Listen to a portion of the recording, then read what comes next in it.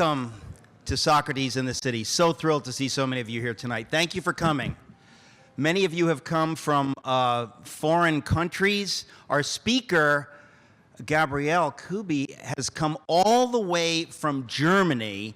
And now I'm curious as I stand here, is there any one of you here who has flown here to be here tonight? Would you raise your hand? From Germany? Keep them up, keep them up. That's unbelievable. Ausgezeichnet. It's terrific to see so many of you here at the Yale Club. I'm just curious, I have to ask these questions up front. How many of you know about Socrates in the City from my radio program, principally? So very, very few. Very few. I'm always curious how people know about things. I want to, first of all, thank the King's College. The King's College has been involved in putting these events together. I used to do more to put these events together, and I hated it so much I farmed it out to some people. And then they farmed it out to the King's College. But I want to say to the King's College, thank you, honestly, for putting this together. We've never done an event at the Yale Club before, and the simple reason for that is I hate the Yale Club. As you know, I graduated from Yale, and just a lot of bad memories, and I try to avoid this club, but the price point was right, so we had to do it. But I apologize, because I hate this place. Actually, I don't really and truly hate it. The real word would be despise, and listen to me, there's a difference. Words matter. Look it up. But some good things in my life have happened in this club. I'm not kidding. In 1996, I married my first wife, Suzanne Metaxas. Our reception was here in that club. And honey, so far so good. 21 years ago. Unbelievable. And we had our first breakfast in this room. And I remember criticizing it at the time. It wasn't what we were looking for. It wasn't what we'd paid for, was it? And we said we will never go to the Yale Club again. 21 years ago, I made that vow in my heart, and all my Christian friends say, Eric, you got to let it go. You got to let it go. And so tonight, I'm prepared to begin to let it go. So I just want to thank you for making that possible by being here tonight at the Yale Club. But we really did have our wedding reception down on the second floor. It just seems like yesterday. Susanna has had no work done. Look at that beautiful face. Look at that. She's had no work done that I know of.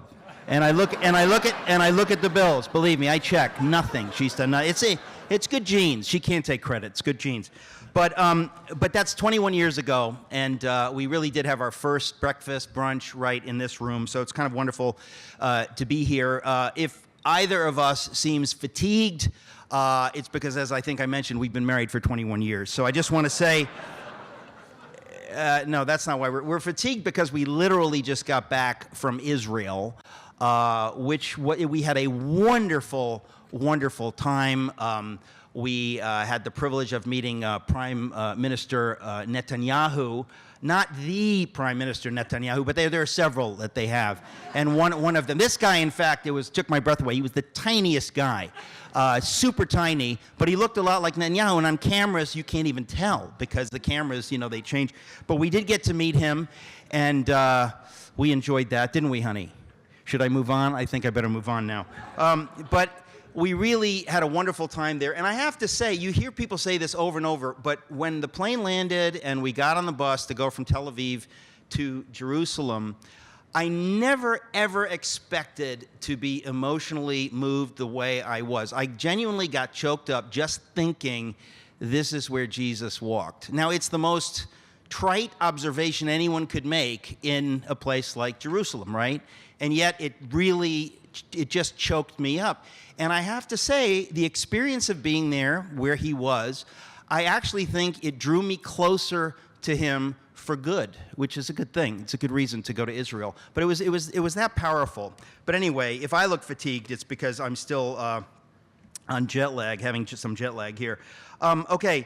The subject of tonight's conversation. Now, you all know, many of you know this, the point of Socrates in the City is to talk about things that people typically don't talk about, right? We live in a culture that is uncomfortable talking about the real, the big questions, the things that everybody's really thinking about, you know, where do I go when I die? Is there a God? What does it mean to be a human being? Is it wrong to have sex with a cow? That kind of stuff. Oh, like you haven't thought of that. Come on. The big questions, those big nasty questions that people never mention in polite society. In fact, even I didn't just mention that because we're going to edit that out. But the point is that people avoid really substantive questions. And I think that's fundamentally unhealthy. And the reason we started Socrates in the City in the year 2000, that used to sound like the future, right? In the year 2000, when we're all wearing silver jumpsuits. Back in the year 2000, we started this with the idea that Socrates famously said the unexamined life is not worth living, right? And to examine our lives, to think about the big questions, there's something fundamentally healthy, especially in a place like New York, where people are going after the brass ring. They don't want to say the wrong thing at a cocktail party. Well, I think that can be really unhealthy. And so we wanted to provide a forum where people can ask the big questions, the deep questions, and some of them get uncomfortable. So what are we talking about tonight? Well, what we're talking about tonight, some of you have noticed, I think, that there's some things going on in the culture that are a little bit odd or different, and you're kind of wondering what's going on. It didn't start then, but one of the markers in our culture was when one of my childhood heroes, this incredible athlete, Bruce Jenner, said that he was actually a woman. And don't laugh, my goodness. Don't laugh. I'm very uncomfortable with the thought that you would even think about laughing at that. Well, isn't this the point, right? Like you think, should I laugh? Is he joking? We live in a culture where that actually happened.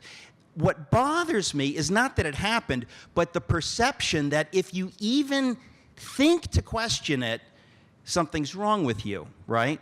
That to me is unhealthy. And I think that most of us, when you talk about what is the elephant in the room, it's not that. But it's the fact that you are told how to respond to that, and if you don't respond that way, something's wrong with you.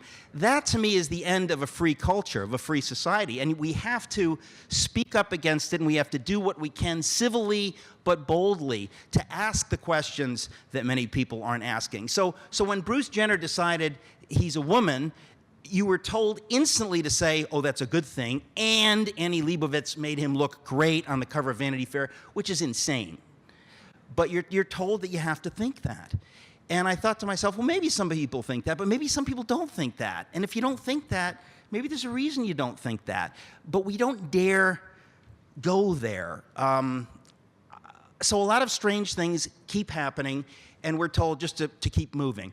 Like 2 days ago, or a day ago, a high school student, a boy who believes he's a girl, won the state wrestling championship as a girl. Now, I think you know, boys tend to be able to better wrestlers than girls. Not always, but I don't want to offend any muscular girl wrestlers in the room because I know you're here.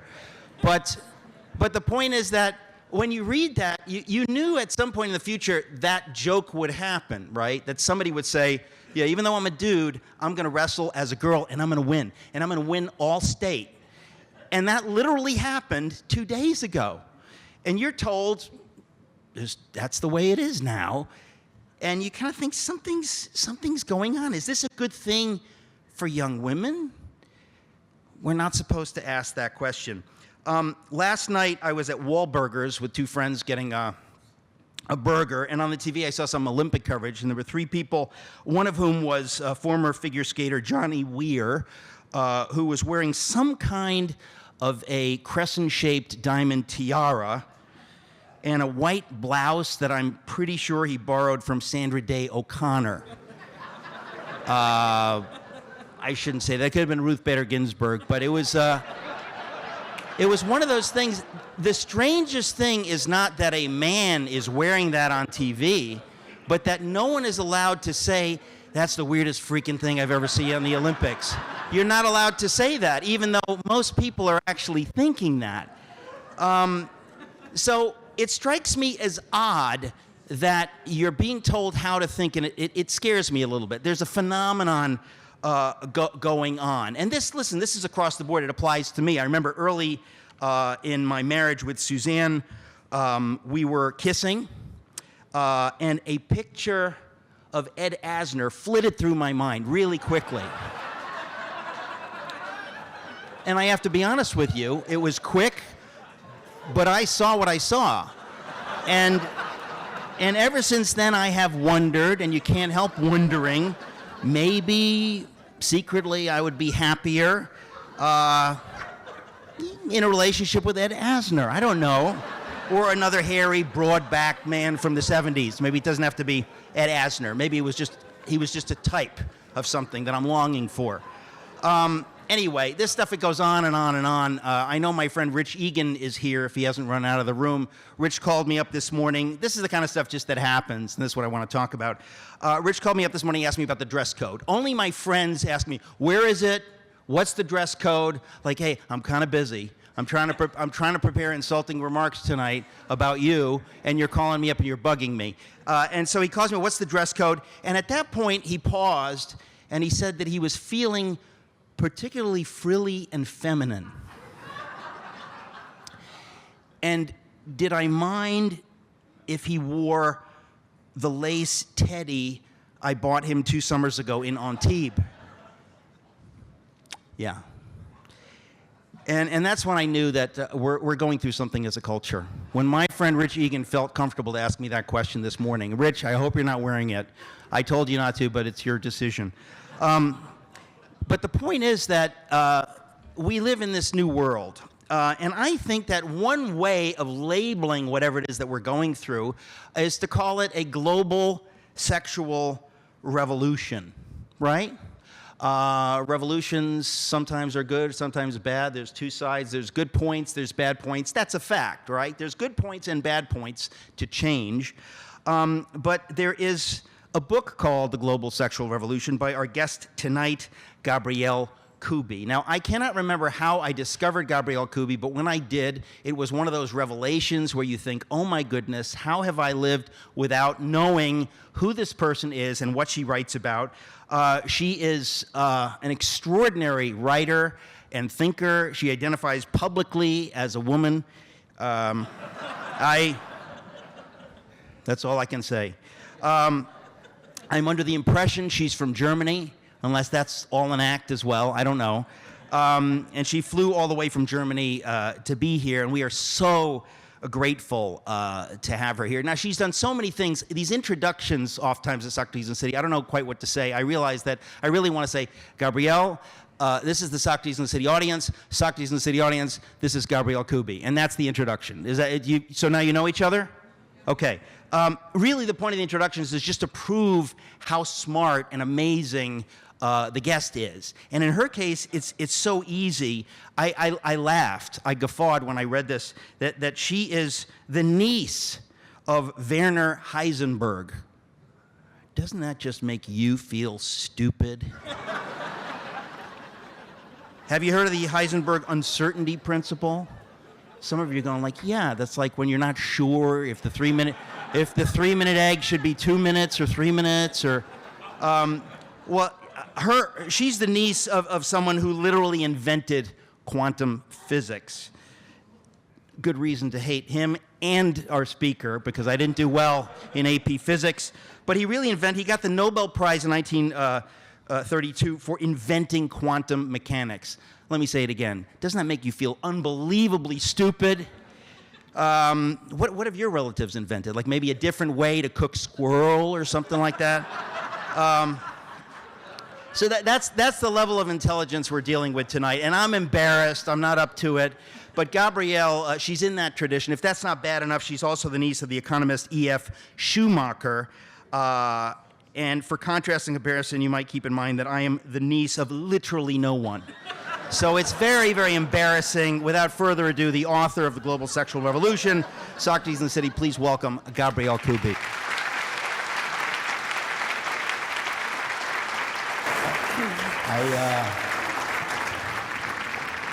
First of all, Gabriele, I apologize for everything I just said. It will never happen again. Where do we begin? You're not going to help me, are you?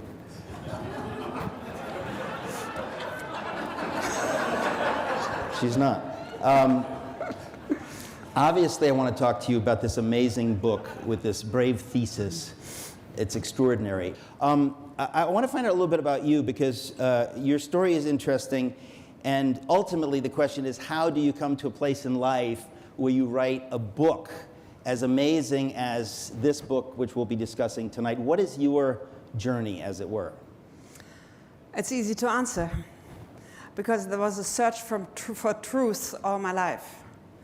And Edith Stein, the Jewish lady who died in Auschwitz and converted to Catholicism, she said, if you look for truth, you will find God. And so there was this search for truth actually all my life. And at some point, I had to look at the society and say, well, sexuality is a serious issue, and started in research and to put it together. You were a sociologist. You're no longer academically a sociologist. You're not. I didn't mention your father. Your father was an extraordinary and important and famous journalist. Can you say a word about him and his influence on your life? Well, he was a left-wing writer and journalist. We are very glad in our family that he was against the Nazis from the very beginning.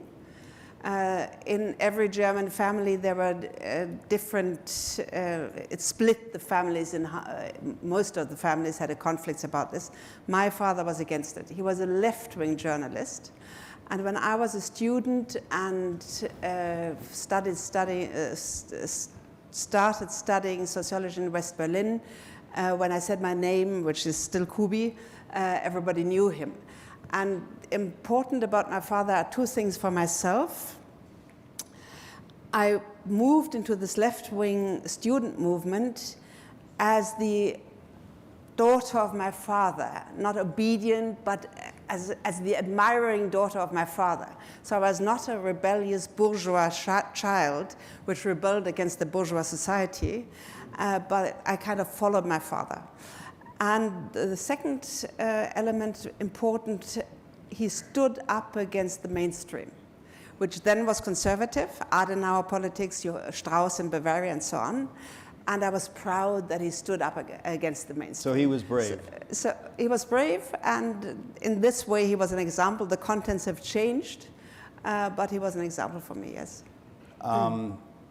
So he was a journalist. Did you think when you were in the university that you also would follow in his footsteps and become a writer and a journalist?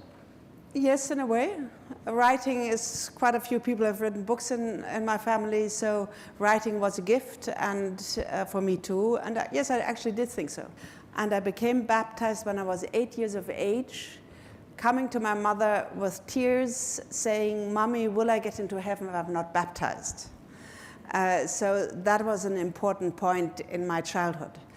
Then you mentioned this to me earlier, that your father was an atheist?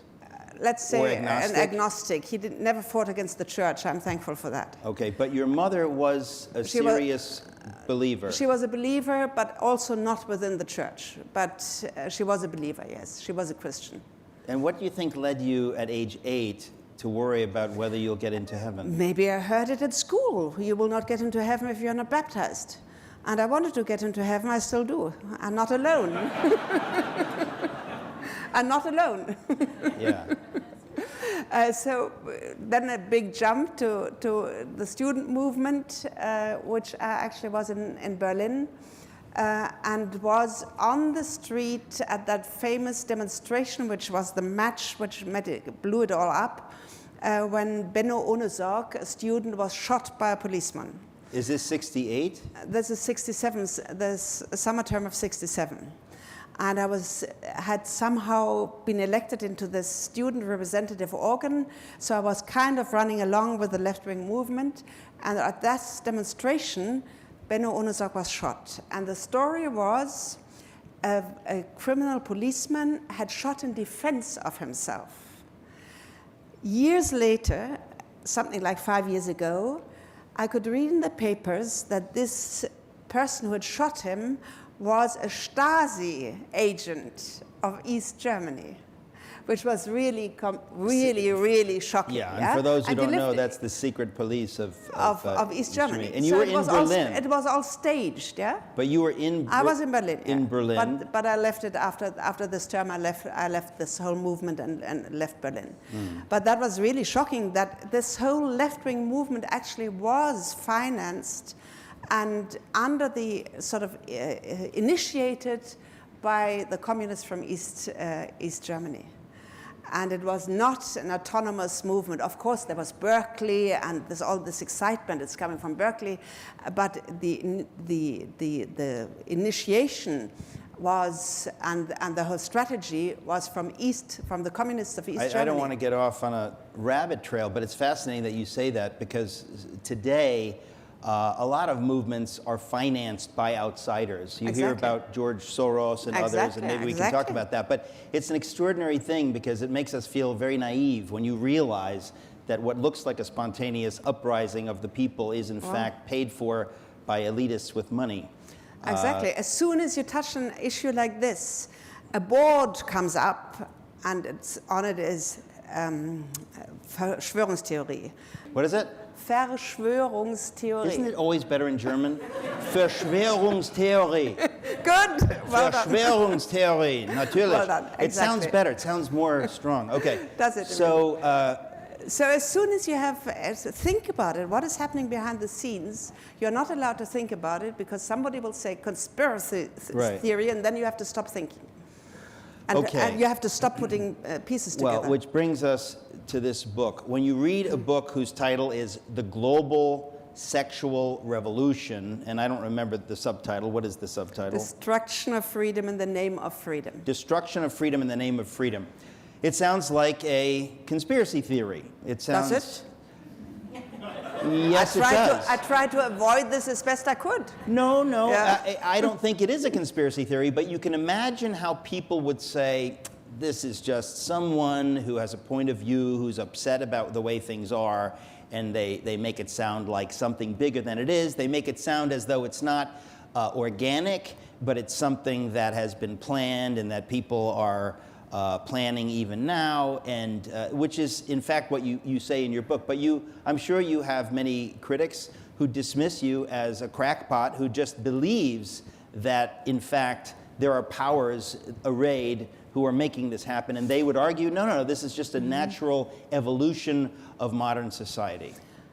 Okay, actually, which at the moment is, I realize it's quite astonishing. I didn't really get much criticism for the book.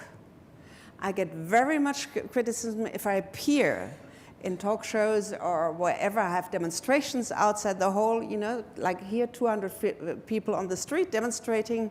There were people demonstrating here? Well, I'm glad that they're probably from Harvard. They're just jealous. They're just jealous, yeah. Okay, but I didn't really get that much criticism for the book, or very, very little, in When fact, did the book come out? In 2012. Uh-huh.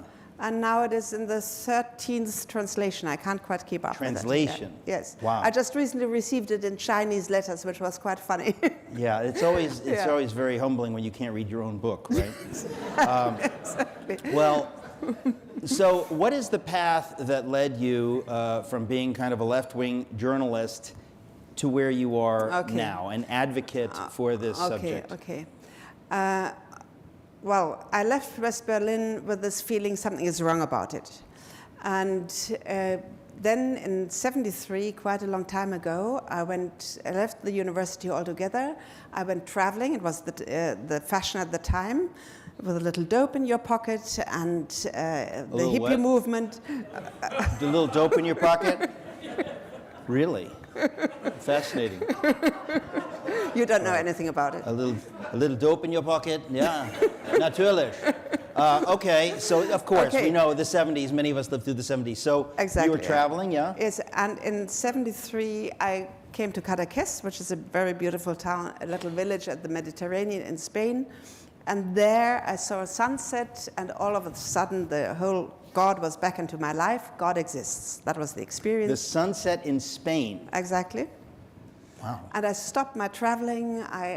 My whole life sort of turned around, and I said, well, I've experienced something.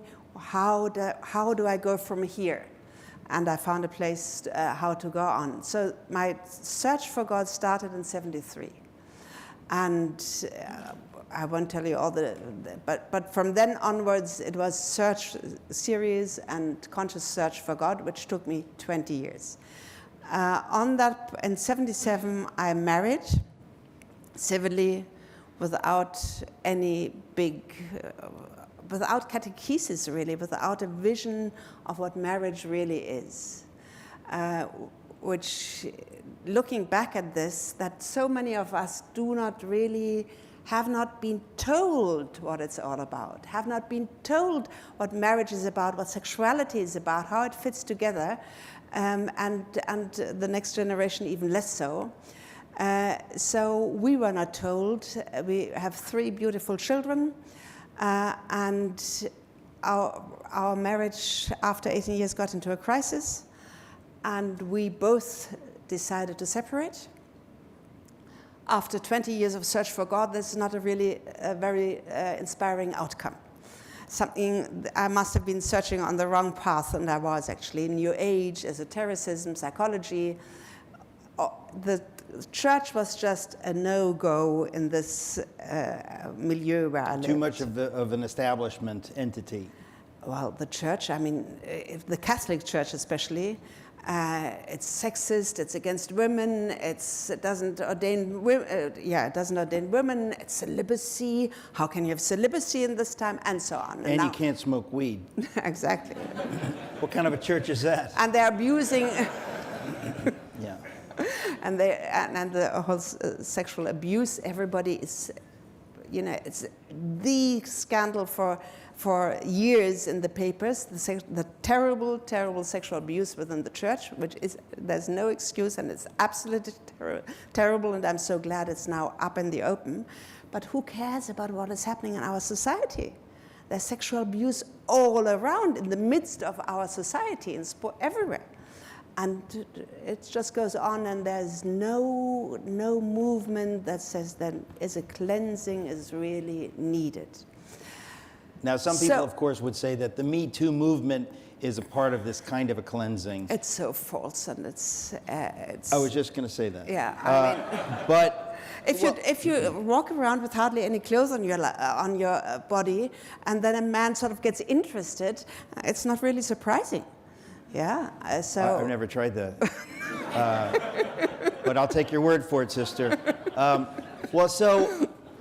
But at what point did you say it was when you found God? It began in '73, but you really became a Christian in '93. Is that right? No. Even later, in '96. Well, I just go to this point. My husband had moved out. Total despair on my side, on his probably too, and I'm sure on his too. And a young lady living in the opposite house of the street came to my door, rang the doorbell, and said, "Pray."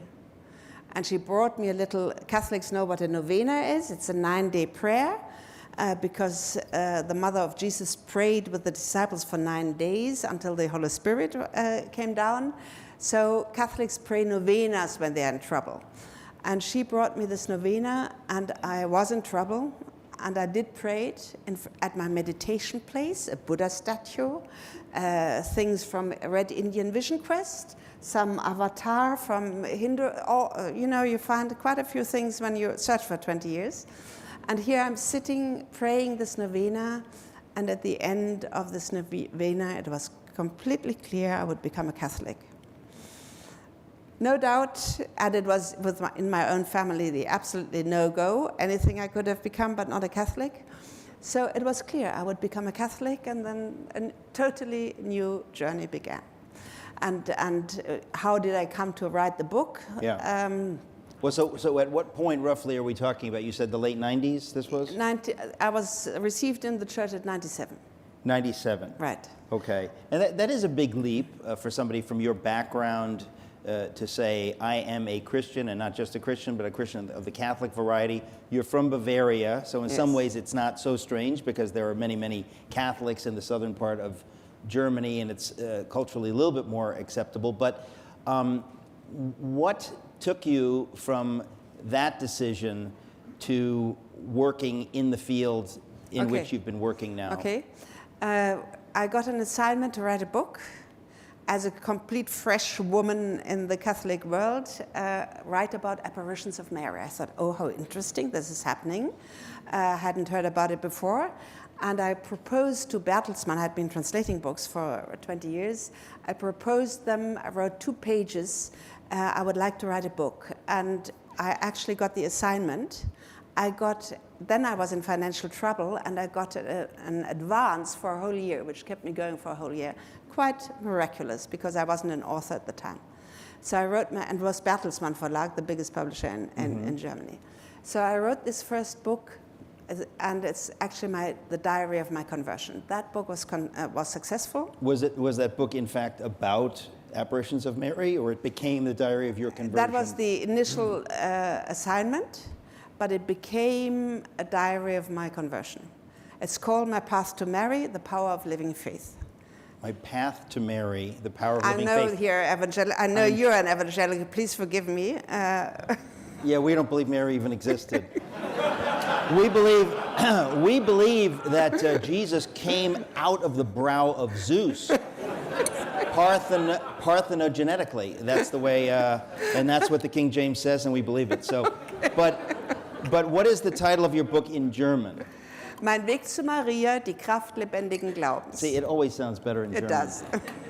Mein Weg zu Maria. Okay. Well, so at that point, obviously, you have gotten very serious about your faith. You've become public. You've written a book about your faith. Right.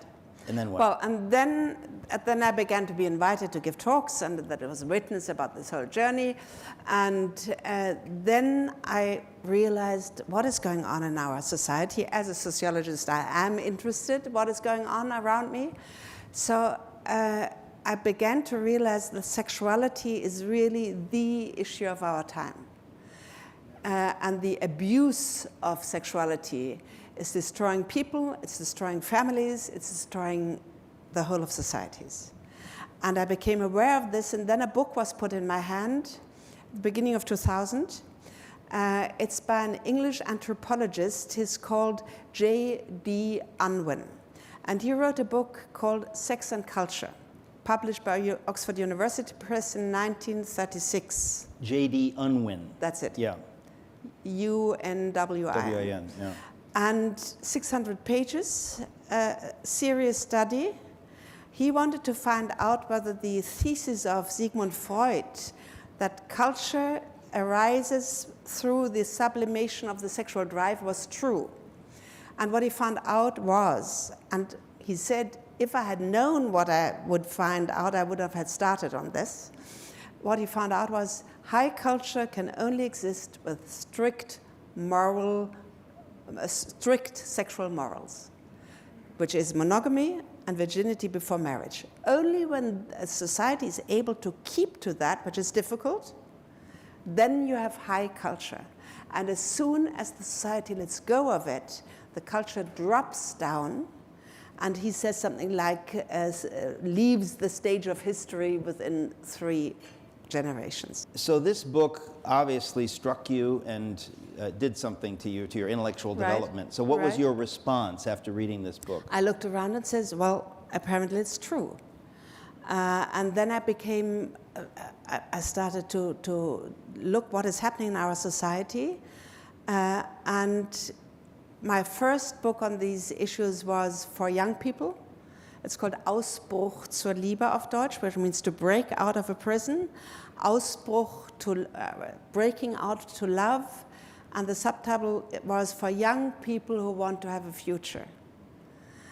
Because it became obvious to me that this hookup culture, as you call it in American, this wild sexual, early sexual lifestyle into which young people were actually pushed by the sexual education, which Yeah. had already started in the 70s, would really ruin their future. And so I'm a mother of 3 children, and I had this strong motivation. I want to tell them something else. I want to tell them, wake up. Look at, your life is in front of you. My life was not in front of me anymore. There were many mistakes. Your life is in front of you. You have, all studies show that young people have a yearning for love and a yearning to have a family of their own. And if this is what you want, what do you do with your sexuality now to achieve your own aims? So that was really my own motivation to say something to young people. I also developed a weekend course for young people to give them a possibility to attain their own aims. And then I began to understand this whole issue of gender, that there's an ideology upon us which really goes to the root of human existence. And I wrote my first book on gender ideology called The Gender Revolution, Relativism in Action in 2006. Relativism in action. Exactly. I mean, how can there can't be more relativism than to relativieren the fact whether you're a woman and me a man, yeah? No? Well, Did I get something it's what wrong? I was saying. No, it's what I was saying in my opening comments. What I find interesting is that the level of cultural pressure now enforced by the state, which is, to an American, the most horrifying thing, when the state begins to enforce a worldview, Exactly. which is, the Constitution prohibits us in America from establishing a religion. But in effect, you have a de facto secular religion, a view of all ultimate things, the human person, sexuality, and on and on and on, that's now being enforced by the state. But the cultural pressure is extraordinary. So when you say what you said, in a vacuum, to think about our futures and to think about how we look at sexuality as affecting children, anybody would say, oh, that's great, I'd like to know. But we live in a culture where to even begin to think about that publicly is an extraordinarily brave thing. Mm-hmm. Only within the church, at this point, I would argue, do you have people making these cases. We have here in the United States, Ryan Anderson has just written a book, when Harry becomes Sally. There are a number of people, but the attack, and what bothers me, I suppose, and I think it's why genuinely I do resent Yale as a university, is that the very places where we ought to freely be able to examine the big questions, we are no longer encouraged to do that. Yes, exactly. So what happened to you when you decided to begin thinking as an academic, as a free thinker about these things? What did you encounter? It wasn't really an issue for me. I just said, well, this is what I see happening is really dangerous for all of us. I have to write about it. There wasn't a conflict. I didn't have to overcome fear. I just felt I wouldn't think that you would, because you strike me as a brave woman. But the question is that when you did these things, what was the response? Were these things that you wrote received well by people? Or, I mean, it just strikes me that anyone who writes on these things is demonized. No? Yes, I mean, they were not received well. I have lots of stories. I could say what is always most painful is when people close to you who should know better, and you know they know better, when they exclude you. So when you're excluded from Christian media, for instance, things like this. Because you're too hot to handle. Yes, because, well, it's a totalitarian dynamic. It's like, it's true what you say, but our work is so important that we rather not be contaminated sort of by your reputation. It's okay what you say, but we don't want to have you in our right. Well, I'm familiar with this dynamic in my own life, exactly. Unfortunately, and I think it is. Listen, we understand that human nature is fallen, and we are never surprised when people do things like murder God incarnate. This is what people do. We are sinners and we're fallen. But it reminds me, since you're German, and I'm half German and have written about Bonhoeffer, it reminds me of the same chilling effect that you see in some totalitarian cultures, and especially in Germany in the early part of the Nazi movement. In other words, even when there was still an opportunity to speak up, people didn't speak up because they said the price to speak up, I could lose my job, my neighbor will look at me funny, I will be quiet. And some sociologists, some German sociologists, not you, came up with the term the spiral of silence. That's Neumann, the founder of the Demoscopic Institute, Elisabeth Neumann. Neumann. She wrote a book, The Spiral of Silence. Are you her niece? No? No, but I worked in her institute as a sociology student. Okay. You can't make us feel more stupid than being related to Heisenberg, so I shouldn't even bring it up. But this issue, the spiral of silence, this is the issue that struck me even when I was writing my book on Bonhoeffer. I thought, it's really creepy when you see in a totally free society in the West, not just in Europe, but I've seen it in America, obviously, more, this chilling effect that you must think this. If you don't think this, be careful, don't joke about this. And I thought, what am I, in Stalin's Russia? Or am I in Germany in 1934? I can't joke about this or this or this. That, to me, is deeply disturbing, which is why I'm so excited that you have been out speaking about this. Well, we have the term political correctness for that. Yeah. And people adapt to political correctness much earlier than it is really necessary, what you were just saying. And some inner mechanism seems to work where you always find out, am I still in agreement with my environment? Do they still like me? This seems to be very deep. And as soon as our sensor says, oh, this is going to get you into conflict, we withdraw and we go the easy path. Yeah. And I think this is really one of the elements why we have gotten as far as we are, which is just amazing where we have come to with this whole transgender movement, which broke loose as soon as we had the same-sex marriage was legalized in 2015 in June. Immediately on the day afterwards, the bathroom battle started. Yeah. Okay, so when you say global sexual revolution, you do imply that there are some people working very hard pushing this. Who are those people and why are they pushing this? And what are they pushing exactly? Why is a difficult question, but you can see they are pushing it. And the aims and the demands of the 68 movement, we use this word 68 as a symbol for the Seoul student rebellion, which was cultural Marxism, radical feminism, and sexual so-called liberation.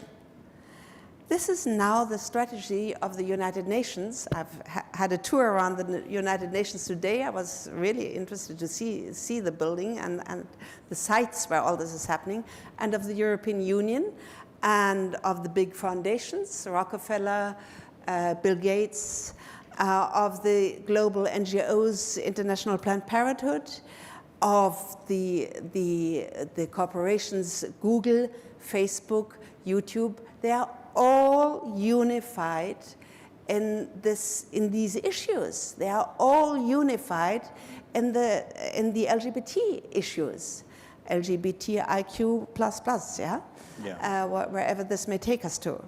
And this is amazing, and I only described that they are unified, and why are they unified? What's going on behind it?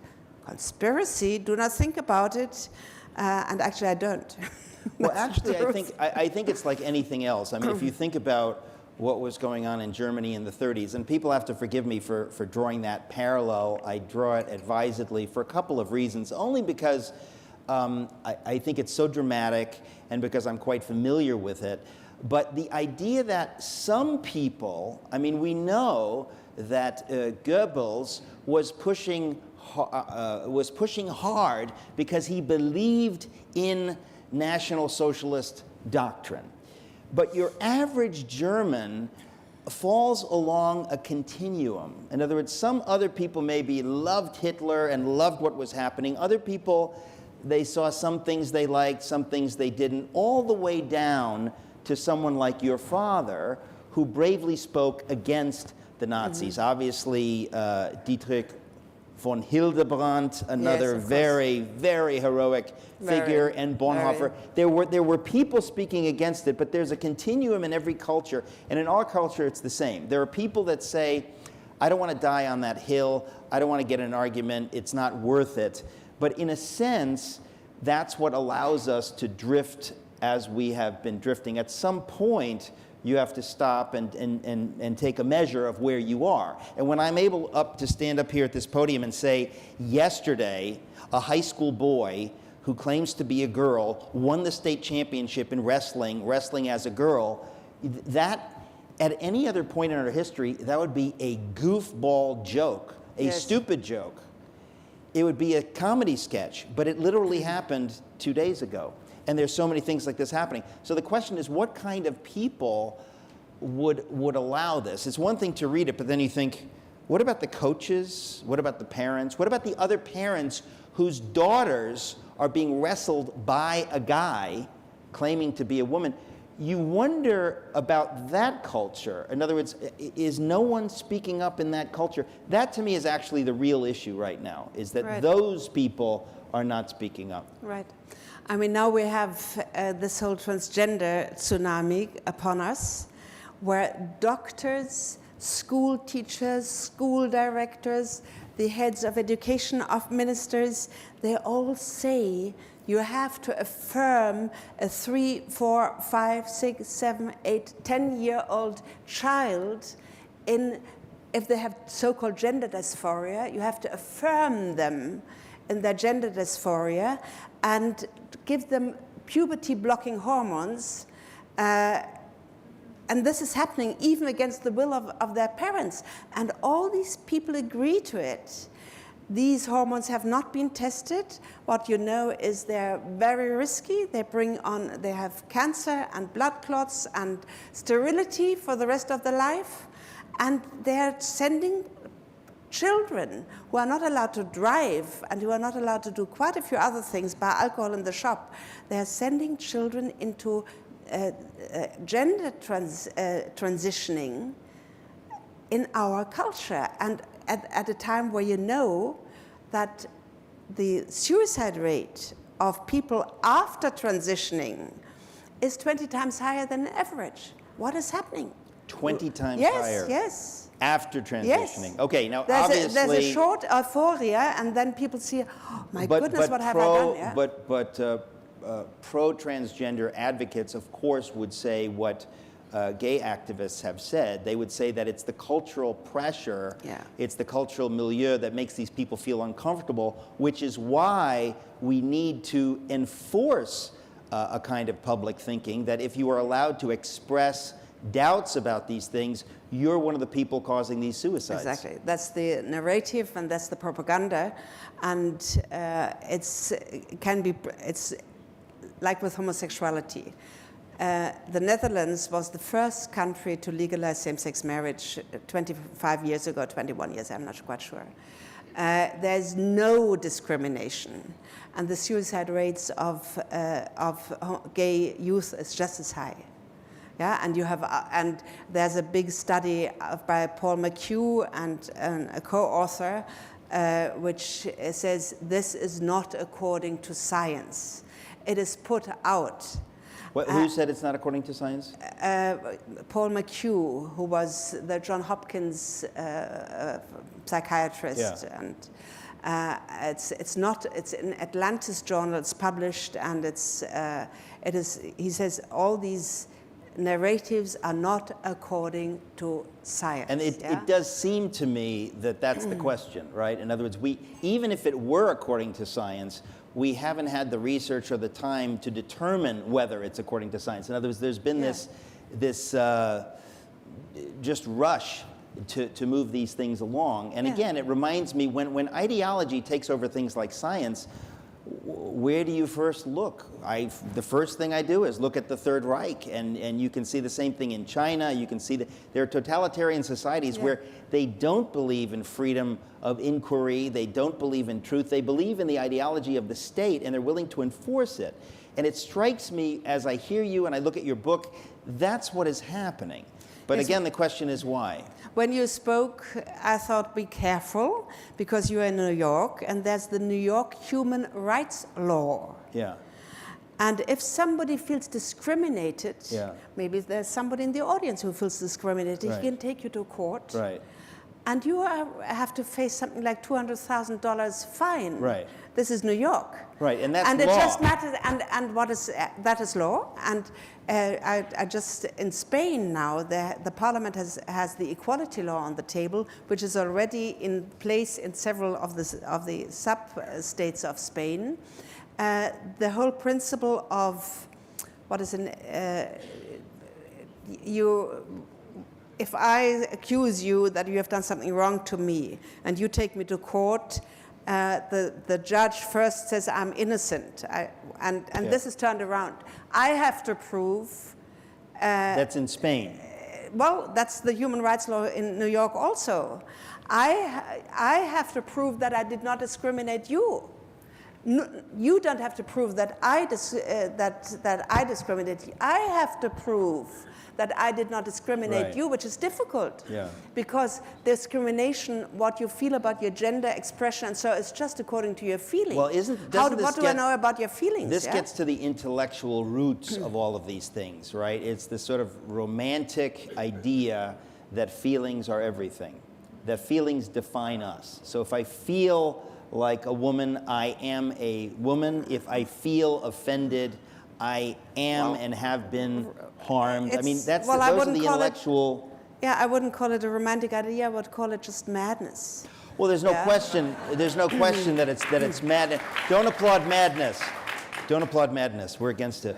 But the point is that I would agree, of course, that it's madness. But I'm saying that you try to think of the intellectual roots. How do you get to a place in a culture? In other words, what are the values that people have that allow you to drift along these lines? And I do think that when you talk about feelings, you could say the same thing about marriage, okay? Once marriage was defined as feelings, once you said, well, I'm not happy in my marriage with Suzanne, so maybe it's not even a real marriage, because if I'm not in love every moment, then once you define marriage no longer as a legal contract, as something that we have done in a public, but as feelings, and then the government says, we're going to now create laws so that if you feel that you want to get out, no fault divorce, you get out, everything's fine. In other words, feelings have trumped everything else. Right.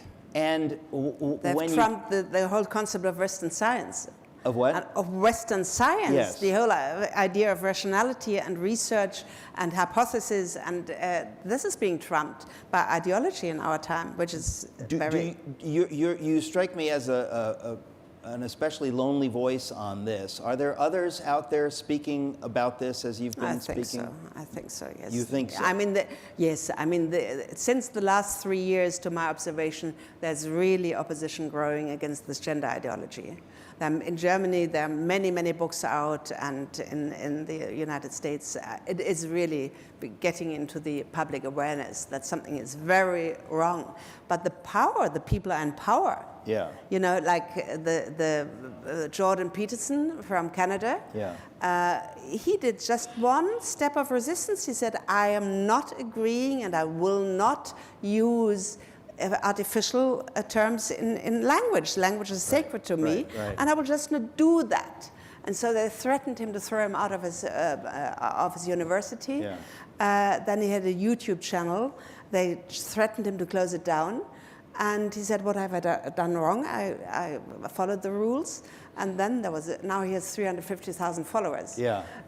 Well, so how do you see this proceeding? Because to my mind, the difficulty always comes down to culture. In other words, if you have a culture of people who do not have sufficient courage and who do not understand the principles of a free society, then you can go in any direction. And the only reason Germany drifted the way it did under the Nazis was because there weren't enough people to do so. They had the power, but they chose not to use it. And every day it became more difficult. And I see that happening in America. It's the spiral of silence.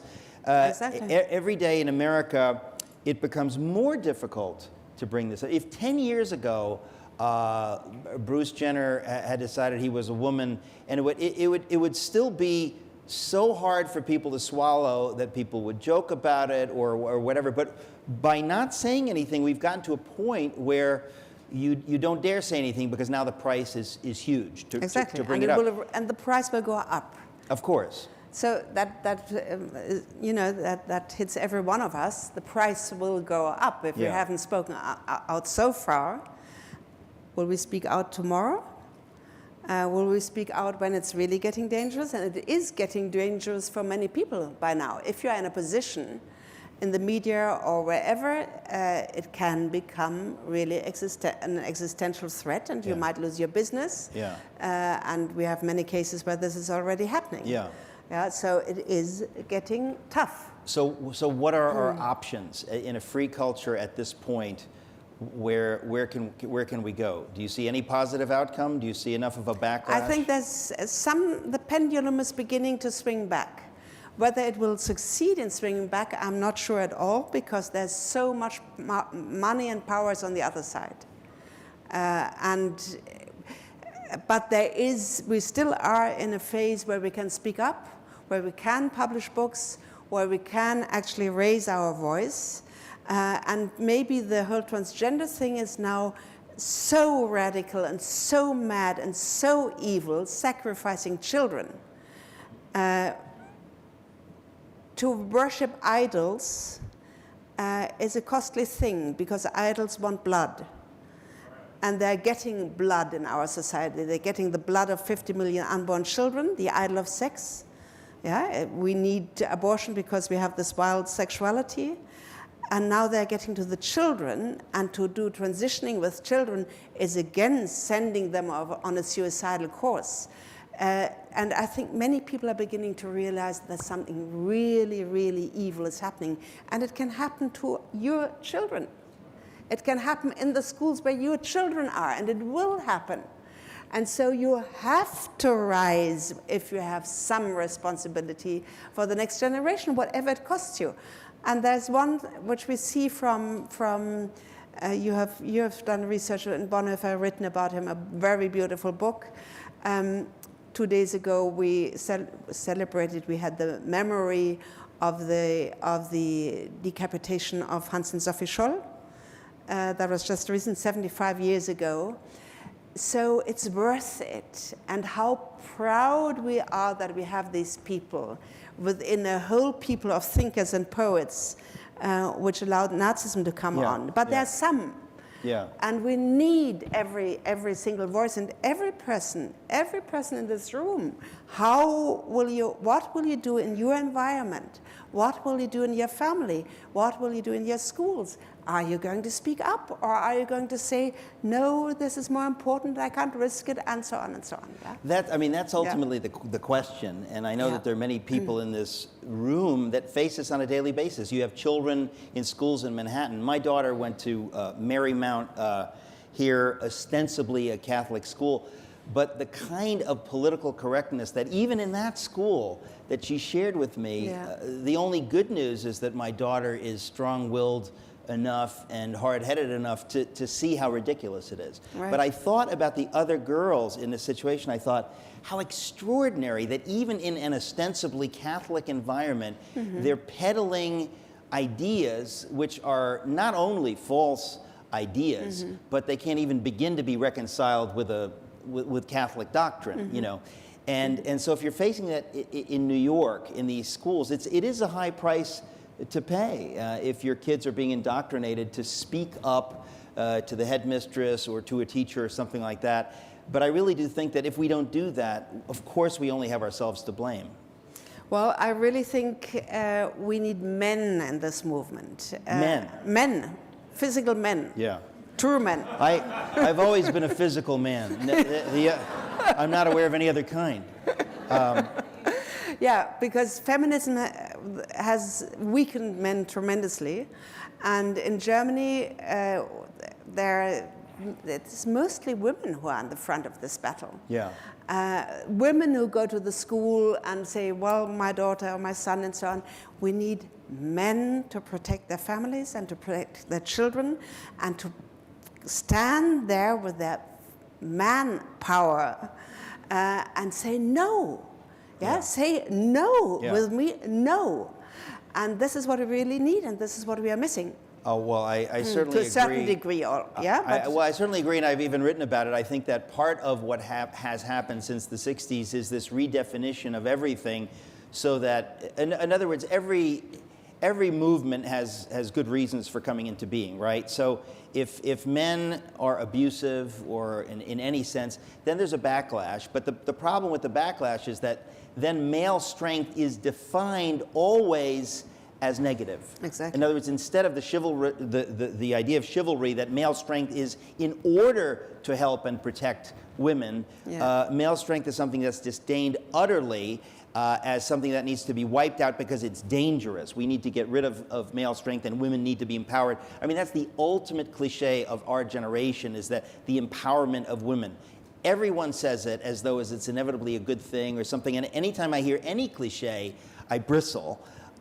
Because it makes me know that people aren't thinking. When you use cliches, exactly. It's kind of proof that people aren't thinking. They're coasting on these cultural ideas without really thinking about it. But it's interesting that you say that we need men. Yes. When you have the breakdown of the family, and I mean, all of this, the breakdown of marriages and families, it does reduce men and it pushes them out. And so when you talk about this as a revolution, you liken it to, you say really it's the new Marxism. Talk about that for a moment. It's not a revolution in the classical sense. Revolutions have arisen because there was mass suffering on some level. And the masses, it comes from below and goes up, it turns over the power structure of a society.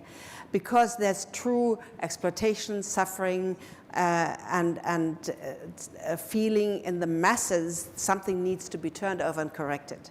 What is happening now, where are the masses of people who say we need same-sex marriage? Where are all these masses who say we need transitioning, we need to have a choice what gender we are? Where are they? It's absolutely induced. It's a top-down revolution. It comes from the top and goes downwards, and it permeates down to the kindergartens. You said, talk about Marxism. Marxism used to be, and had this, the truth in it was there was severe exploitation of the proletariat, of the workers. That was where they could sort of hold on and say, this must be changed. And it was terrible. It had to be changed.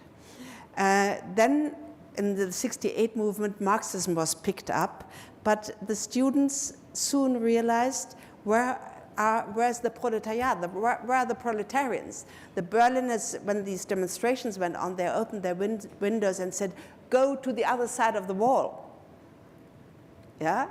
Because they never were materially so well off as at the time. Right. So the people who really wanted to change society, which is the very big influence, is the Frankfurt School of Philosophy. Adorno, Horkheimer, Marcuse, they all belong to that. They were in their heart communists. Their Institute of Sozialforschung was founded in Moscow. They edited the Marx and Lenin, 2 meters of Marx and Lenin. So they were really wanted to turn society around according to socialist, communist ideas. And of course, they've infiltrated the academy. Very much so. But they couldn't do it with the proletarians. They realized we need a new subject of revolution. And that was the minorities. And there was Marcuse who put out this poison which sort of got into the ears of my generation. If you liberate your sexuality, you will create paradise on earth. Sexuality is liberated. Yeah. People are addicted by the millions to pornography. Yeah. Families broke down. Paradise hasn't arrived. Yeah. And we are not learning from it. We are not saying there's something utterly and totally wrong. We are going in the wrong direction. We must change our ways. This is not really happening. I think we're beginning to see, as you were saying earlier, that when you have a high school boy beating the girls in wrestling and declared state champion, I think most Americans, they may not have a pulpit, a bully pulpit, a place to speak from in the media, but the point is most Americans realize this is ridiculous. Something has gone too far. Yes. And I think you can say the same thing along many lines, that when we have come to a point of carving up the culture into these interest groups and things, I do think that we are seeing something of a backlash. In other words, I think that there are people that are realizing this isn't going very well. I think the Me Too movement, to be honest, is at least a healthy sign. I think it's already gone too far, or maybe in the wrong direction. But the point is that I think it's healthy when people say, this kind of behavior is unacceptable. We cannot have people so sexualized that they can grope whomever they like with no consequences. At least we're beginning to deal with some of the bad fruit of the sexual revolution. And I also think porn addiction and those kinds of things, we're beginning to talk about that. Right. I think a backlash is beginning, yes. The power is on the other side, but nature and rationality, science, and God are on our side. And I think there's something else I see happening, which seems to me new. I have, during these last years, been invited all over the world, not all over the world, but to faraway countries. And wherever I come, I see there are true disciples of Jesus Christ driving the opposition. And I meet them everywhere. That's the joy of this work, which is at the moment going on. Yeah, the joy of the work, meeting people who are serious about Jesus Christ. And they're really disciples. And something has hit them in their heart, and they have to work for it. They have to work for what the human being is really about. And this is also happening. And I think God is actually we see all this destruction, but there's something also happening of people really being called into a deep personal relationship with Jesus Christ in all denominations.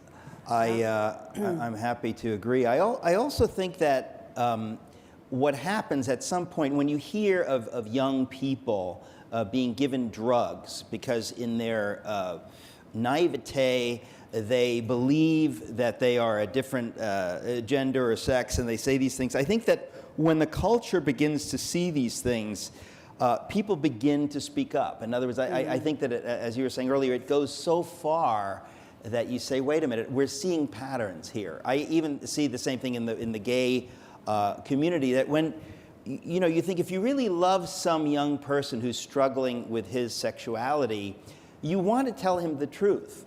You want to tell him that what everyone is saying may not be right for you. It may harm you. Yeah. We're not allowed on some level to say this. And I think that that's part of where it takes courage, is that if you really care about young people, you must speak up. Exactly. Because God will hold us accountable. I say it as a Christian. God will hold me accountable if I don't speak up because, I don't want to get in an argument. What about that young man who needs someone to tell him there may be another path for you? To tell a smoker that it's dangerous for his health if he smokes is not discriminating. Yeah. To tell a gay person your life has risks which are big, your life expectancy will be reduced to 10 or 20 years, you should know that and then make your choice.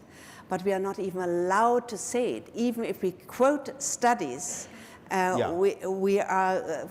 discrimination. Like I've just an experience, a church in need has a certain television channel that did an interview with me what is the church teaching on homosexuality?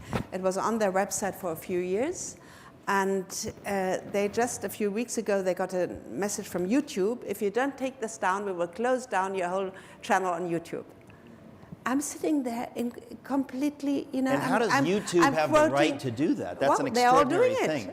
Well, this is what worries me, is that these Yeah. large corporations, whether it's YouTube or Yes. Twitter or Google or on and on and on, that they have extraordinary power. They do. And I worry that people in the corporate world are unwilling to speak up.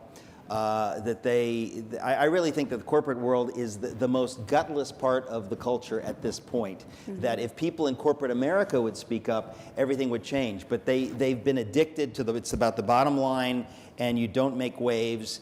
And that to me is really scary when somebody like YouTube can do that. Dennis Prager has had all kinds of his YouTube videos censored, and I thought, this is true madness, because if you watch them, they're wonderful, but we're talking about cultural power right now. I mean, ultimately, this is what we're talking about. Right, right. It's the and they're creating really totalitarian laws, like this equality law in Spain, like the equality law in Canada. It is just unbelievable. If a family has a child that has gender dysphoria and the parents do not agree to transitioning, the state can come and take the child out of the family. Things like this. I know. I assume that's not yet the case in the United States. It's not yet in the United States, but what we have about the the Second bathroom? Amendment. What about the bathroom battle?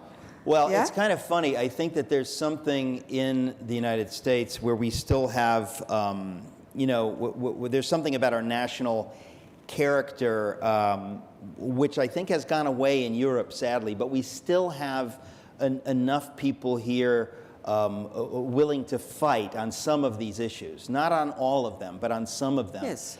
Because I think when the state says, we're going to come in and take your child, I mean, this happened in Germany with the homeschooling situation.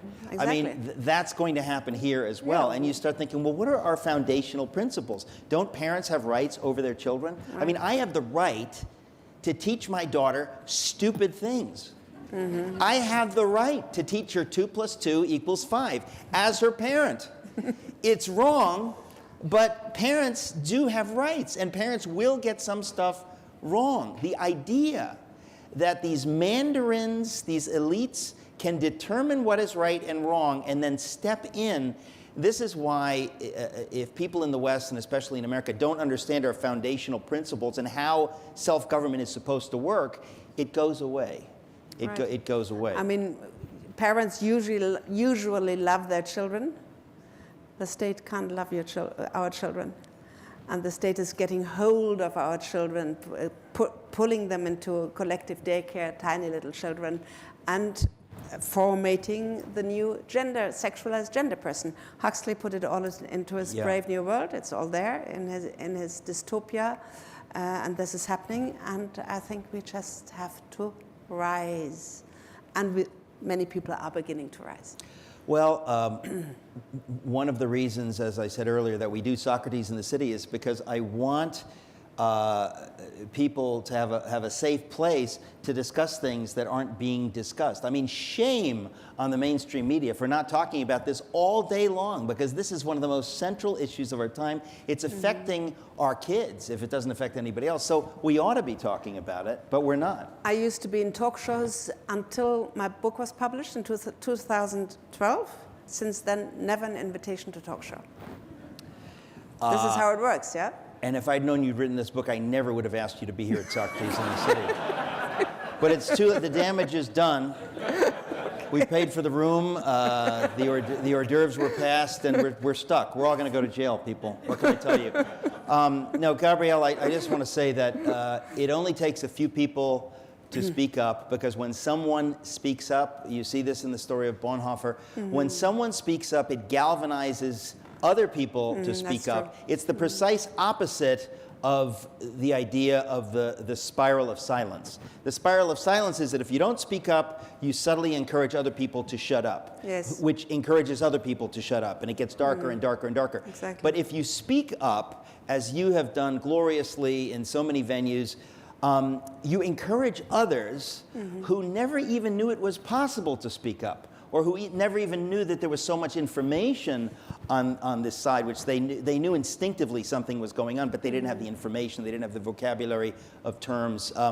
So again, it's part of why we do what we do here, and why I'm so glad you consented to be here. I'm afraid we're out of time. Folks, let me say that our next event is March 20th. The great Greg Thornbury is going to be talking about his new book coming out. But those of you who are watching at home, or those of you who know that we put these things out on our website on videos, please, please, please share these videos. I'm begging you to share these videos, point people to this on Facebook and on Twitter, because unless we do that, these conversations stay here and it goes nowhere, and life trundles on in ugly directions. So, Gabriele, from the bottom of my heart, a warm Socrates in the City thank you for being here, folks. Thank you. Thank you. Thank you. Thank you. Thank you.